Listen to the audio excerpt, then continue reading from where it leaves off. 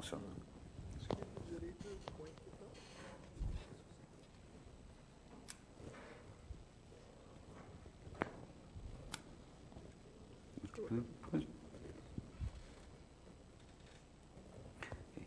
O direito.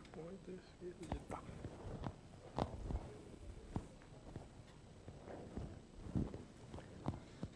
Okay.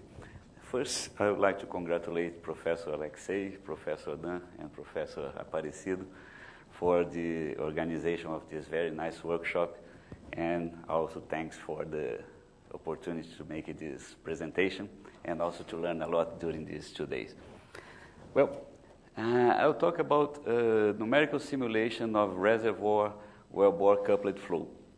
This contains part of the PhD thesis of de Souza.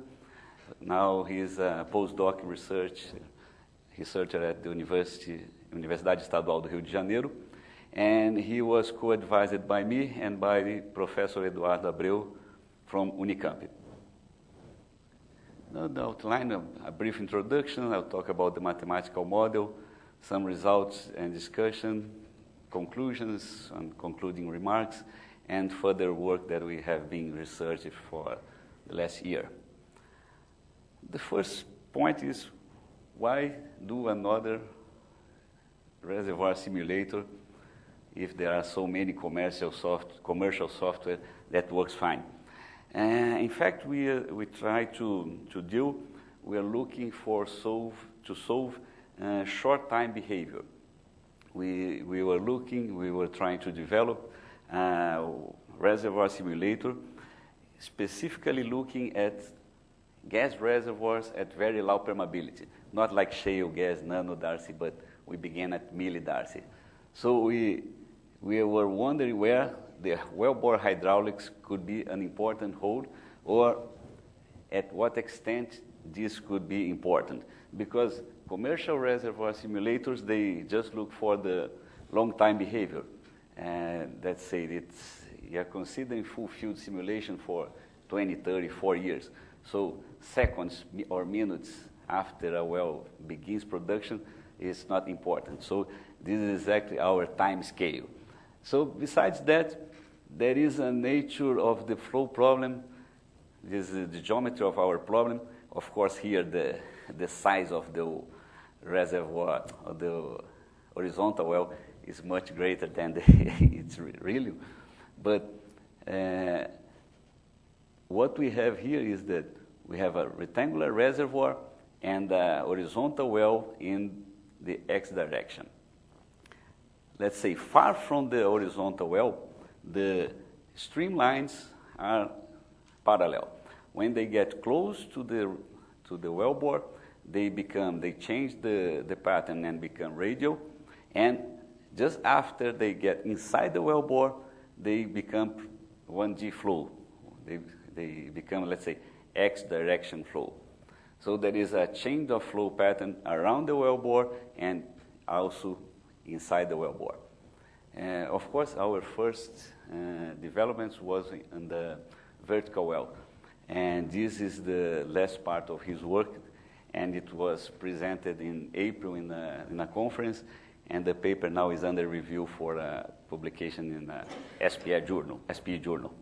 So what we did was a technique to couple the wellbore reservoir model, and we applied for the numerical simulation of horizontal wells in gas reservoirs.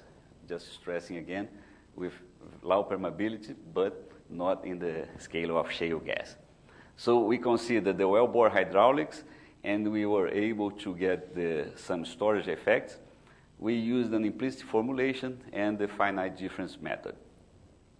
So again, the geometry of our model of the wellbore, horizontal wellbore, and LFF is the horizontal well length.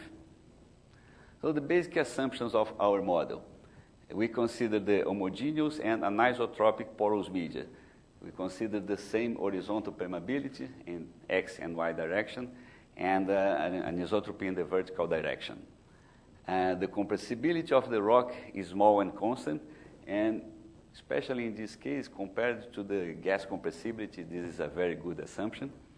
We also consider a constant composition dry gas, so there is no composition gradient in the reservoir. One phase isothermal flow. Of course, we can consider isothermal flow because we are just dealing in the horizontal well, it's in the reservoir, so we consider all temperature constant. When we deal with a vertical well from the reservoir to the surface, this isothermal consideration cannot be applied. No chemical reactions, Newtonian and compressible fluid, laminar flow in porous medium. We coded also considering Forchheimer flow, but for the for the reservoir in this case, there is no need for that. And also that the wellbore radius is much smaller than its length. And in fact, a horizontal well may take several hundreds of meters long, and the wellbore radius is around 10 centimeters. And of course, we expect in the actual reservoir, the dimensions be of the order of thousands of meters. So, just the classical formulation for the reservoir flow from the conservation law of the gas, plus the real gas equation of state and Darcy's law, we get the diffusivity or hydraulic diffusivity equation. And here, VB is the block volume, and QM is the flow rate, as a function of pressure, is the product of the standard condition flow rate times the standard condition density. It's also common in petroleum, in reservoir simulation. Instead of solving the equation as a function of density, solve as a function of the formation volume factor. It's just a relation between the density at standard conditions and the density at pressure and temperature at any block, any cell, sorry. And using the real gas equation of state, this formation volume factor is a function of pressure because the gas deviation factor function is a function of temperature and pressure. As we consider isothermal flow, there is one pressure for each formation volume factor.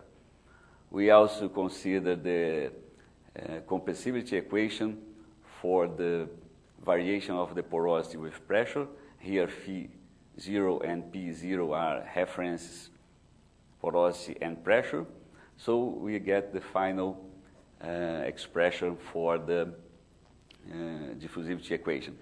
And QSC here is the source term that it will be used for the coupling between the wellbore and the reservoir. Here, gamma G is the gravity terms, just isolated. For the wellbore, differently from the reservoir, for the wellbore, we need to consider the momentum equation. For the reservoir, we use Darcy's law, but for the wellbore, we cannot do something similar. So we have the gas conservation, the mass gas conservation, and the momentum of gas, and the conservation of gas momentum. The volume, the same definition for the source term, exactly that will be coupling the reservoir and the wellbore model. And here we have the friction factor. The stresses are considered to be function of the friction factor. And friction factor is something very well known, very well established for the pipe flow. And what we have is that we have open flow, right? Maybe open hole with no casing, but maybe a perforated casing where the flow comes from reservoir inside the wellbore. Young and Aziz, in the end of the 90s, they proposed from the experimental data some correlations for the friction factor for open hole production. And so we use these correlations, and for the vertical well case, we used Reynolds Colebrook correlation for the friction factor for the vertical part of the solution. Something I forgot, commercial reservoir simulators, they just use pipe flow. They consider that the pressure drop is due only to the friction factor, or steady state condition. They do not consider the transient part of the solution. And that's exactly where well test analysis is interested to solve.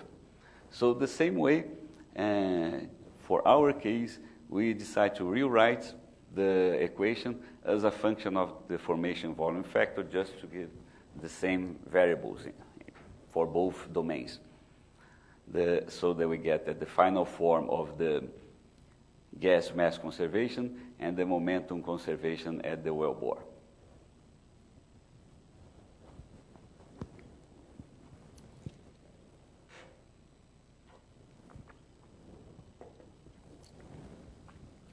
So for initial conditions, we consider that at time 0, everything is at rest. So there is no flow in the reservoir, no flow in the wellbore. The pressure in the reservoir is a function of the position of at the vertical depth. The same for the wellbore pressure, and no velocity, no movement. So velocity in the x direction is 0. We consider a no flow boundary at the reservoir and all boundaries of the reservoir. So the PDX at all boundaries, it's 0. And for the wellbore, we have a no flow limit at the toe of the reservoir, toe of the wellbore, and this numerical boundary condition at the hill. And here, there is no good physical reason for using this. We just followed something proposed and at CFD, and that this numerical boundary condition, it's a good approximation and it works. Here there is an error, it's UX. So at the toe of the wellbore, there is a no flow, no velocity there. It's a closed boundary, let's say. And at x equals 0, there is a constant flow rate at standard condition producing from the reservoir. So at x0, there is a constant flow rate at standard condition. So here the flow rate changes with pressure and with pressure. And here there is no velocity, there is no inflow from the reservoir to the wellbore.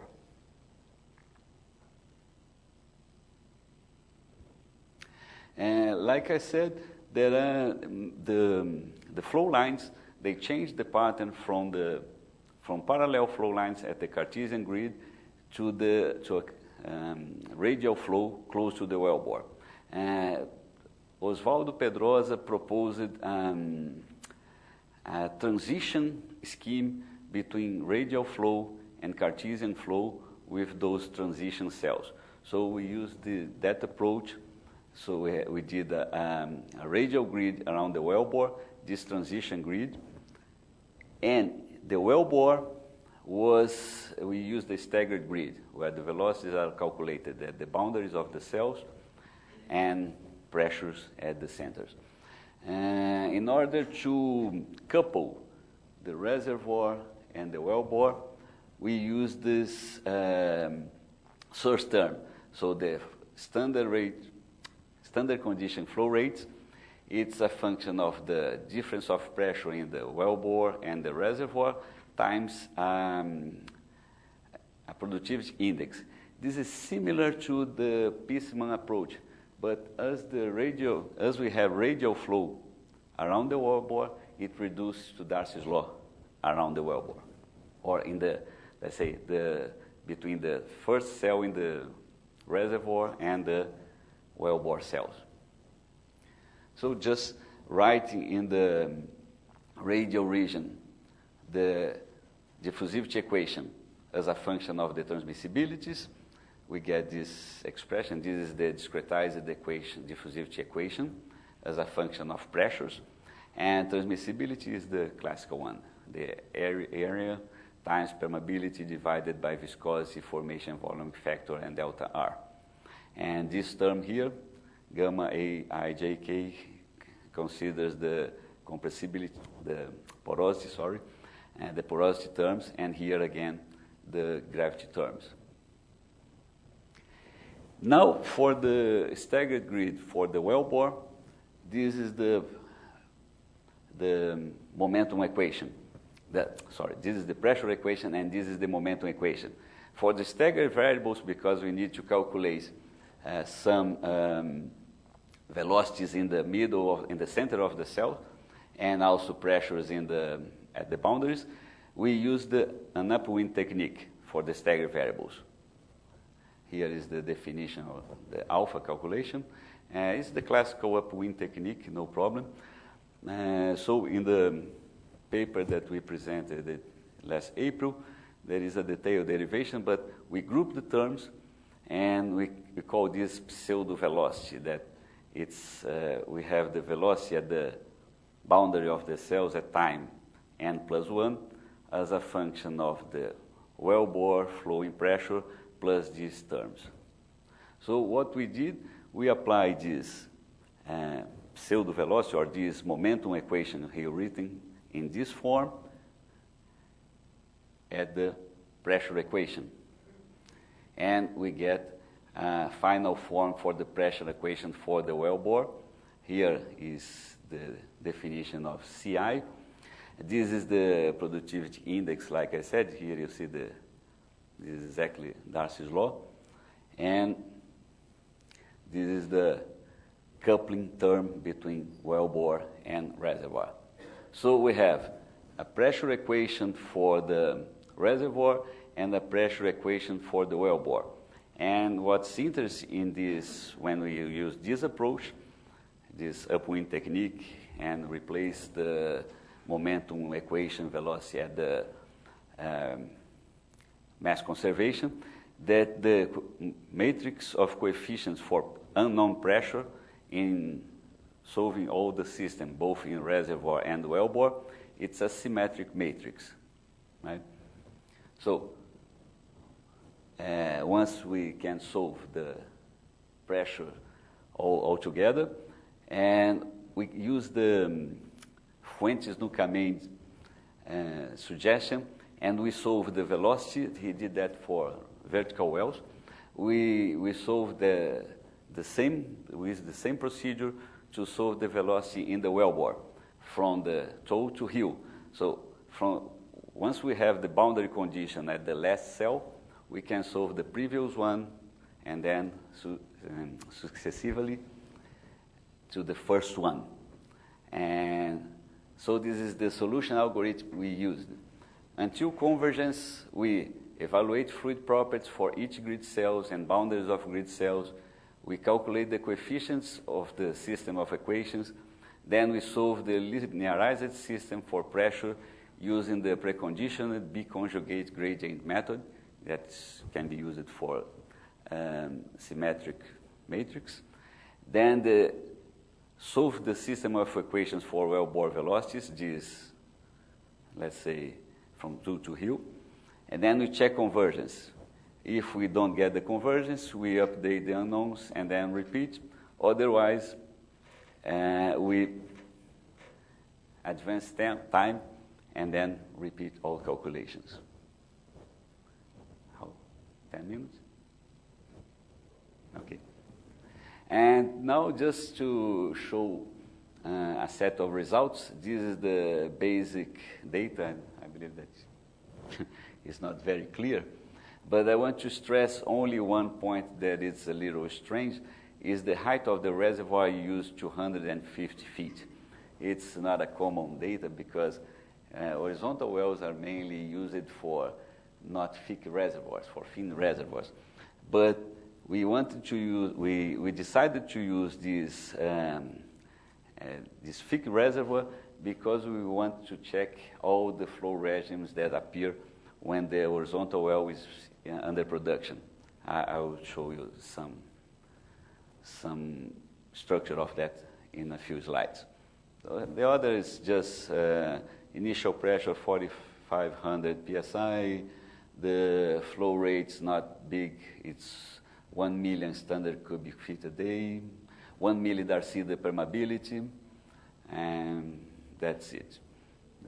So this first step of validation was the comparison exactly with this numerical commercial simulator, and we see that the match is very good, except at very early times, right? And that's exactly where we were looking for some difference because of the wellbore hydraulics and also storage effects. And just to explain a little, storage effects we consider when there is the production of the well caused by the expansion of the fluid in the wellbore. Let's say it's a transition time between the production only by the expansion from the wellbore, and in this meantime the reservoir is beginning to feed the wellbore. There is some transition time until the, let's say, the amount produced at surface is the same amount that is produced by the reservoir. These are the storage effects, and they take place at early times. So after that, we checked if our results, they could be they could be considered a result of a well test, and if we use, let's say, the standard interpretation techniques, we could recover the input data of the simulation. So we use the linearization of the gas equation, hydraulic diffusivity equation proposed by Al-Hussein, and the input data was 1 millidarcy, and we consider here isotropic reservoir, and we see that the results of the interpretation were pretty close, and of course this is the isotropy, and here for different anisotropy ratios. So you see that the results of the interpretation were pretty close to the input data. And that's why we consider this analysis, because for low permeability reservoirs and reasonable, let's say, reasonably high flow rates, pressure drops will be big.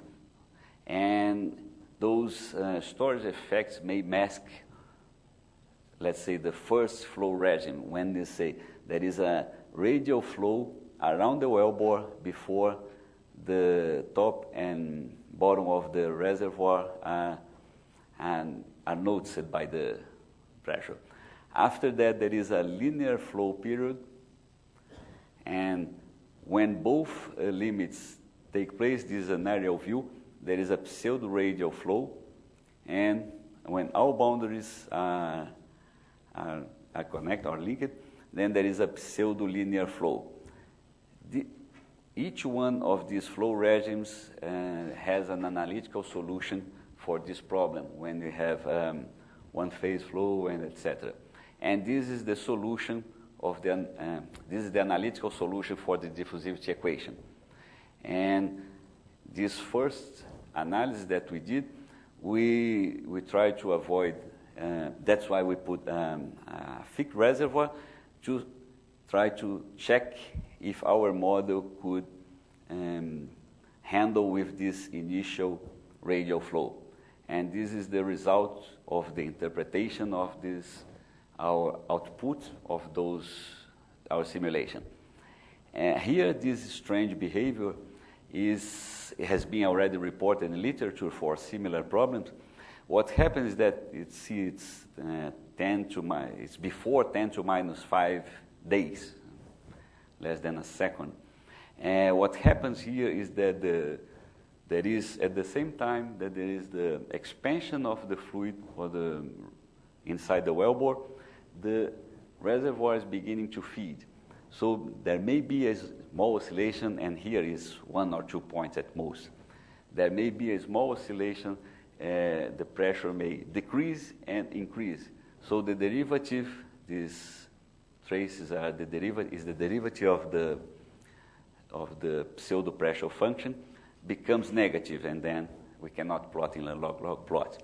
So we have here 1 or 2, let's say, oscillating points, and gets this anomalous behavior. But it does not cause a big problem for our analysis, because this is the first radial period. So Another strange behavior appears here in that between 10 to minus 2 and 10 to 0. This is exactly when takes place that transition between the Cartesian grid and the radial grid. And it has been reported also, it's probably caused by when you look at the transition cell from the radial part of the grid, it has an area like a ring. When you look at the cell from the Cartesian part, it becomes a rectangle. So the point where the pressure is calculated is different from both sides. And what happened is that strange behavior. So we refined the grid, try to minimize this strange behavior, and we probably, it looks like we succeed.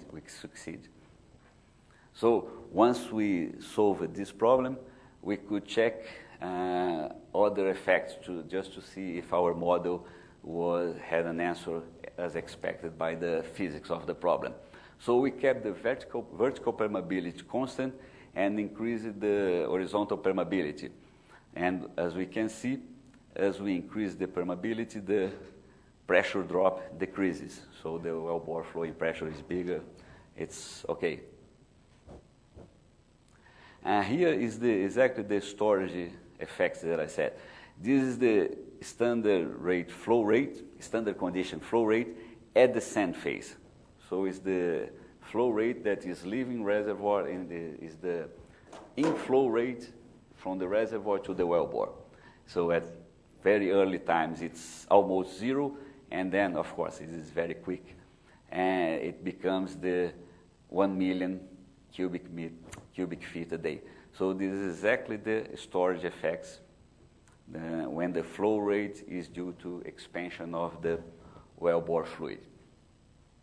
And we also mimic the presence of skin. The skin is called because of during the drilling period, the invasion of the drilling fluid around the wellbore may cause some permeability damage. So the permeability around the wellbore is smaller than the permeability of the reservoir. So we created a region around the wellbore and inside of the radial grid with different permeabilities from the wellbore. And this is exactly the theoretical behavior expected, of course, not considering this negative behavior. Now, some conclusions. The strategies developed solving first all the pressures and then calculating velocities and then updating pressures, and to solve the system of equations, it got good results, or the solution of the pressure for both domains. And the expected behavior for different sets of reservoir properties was also found, and we could also capture the initial transient pressure drop behavior. That was our main goal. Well, after that, there's 1 year already ongoing research. We, one step more, we are developing a thermal compositional equation of state-based wellbore reservoir simulator. So it's a compositional reservoir with temperature effects and the equation of state-based. And this is exactly because of the pre-salt reservoirs. Some of the reservoirs, they are rich in CO2. And CO2 plus hydrocarbons this mixture, let's say from the thermodynamics point of view, it may give rise up to 2 liquid phases plus water that may appear in the reservoir and gas.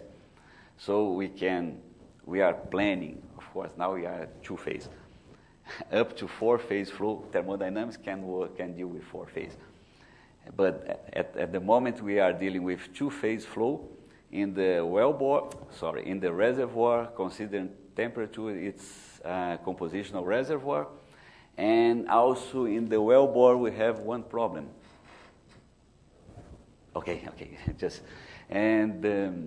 In the wellbore there is one problem that we are using drift flux and the two fluid models. So our main challenges that I hope to present here in next Interpore is the help arms and the models for drift flux and not more too fluid to solve this problem, this couplet problem. And also we are looking for applications at pressure transient analysis, build up and a fall off, also considering a multi-layers. Of course, this is a long way. Next presentation I'm saying just two-phase fully coupled. Okay, thank you.